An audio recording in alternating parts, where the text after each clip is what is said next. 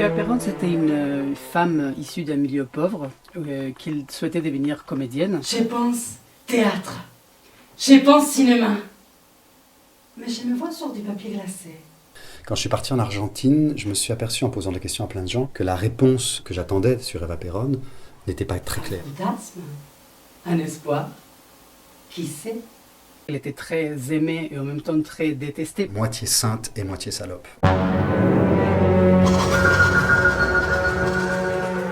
50-50. Toujours entre merveille et ordure, entre sainte et salope, entre Eva Perón et Dolce Vita. Et je voulais me faire une propre idée, une idée de ce qu'était vraiment, qui était vraiment Eva Perón, parce qu'on ne la connaît pas énormément finalement en France.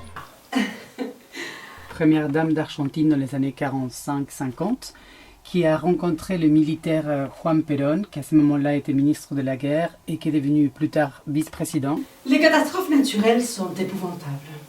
Et pourtant, j'ai béni les tremblements de terre de San Juan.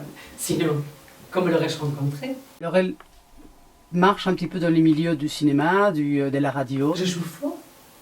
Mes discours sonneront vrais. Personnage totalement paradoxal. Ne pas s'apitoyer sur son sort, mais s'en servir pour s'apitoyer sur celui des autres. Une sorte de dialogue entre la passion et la compassion. Comme je suis argentin, Stéphane a trouvé que c'était une super idée de faire la vie de cette femme. 1, 2, 3, 1, 2, 3, 1, 2. Depuis le temps que je rêvais de vous rencontrer, quelle nuit exceptionnelle nous avons passée. Vous le connaissez bien, le directeur de l'hôtel?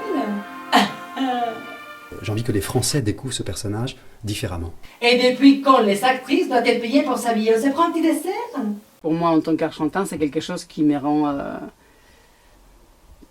qui me flatte de jouer un rôle comme ça. Officiellement, je dirais que je viens pour m'inspirer de leurs sublimes programmes sociaux qui sont un exemple pour nous. On a un panel assez important de la vie d'Eva Perón. Je hais l'oligarchie et je n'ai aucun état d'âme. Le pouvoir est un aimant, l'ambition mon allié. J'ai voulu absolument, dans la façon d'interpréter le texte, énormément de ruptures, de choses très différentes, qui est en même temps de l'humour, qui est des choses politiques, mais ce n'est pas qu'une pièce politique. N'oublie jamais, Eva. Ton meilleur ami, c'est ton bottier. Change toujours des danseurs, mais jamais des chasseurs. Pourquoi un homme qui joue le rôle d'Eva Perón?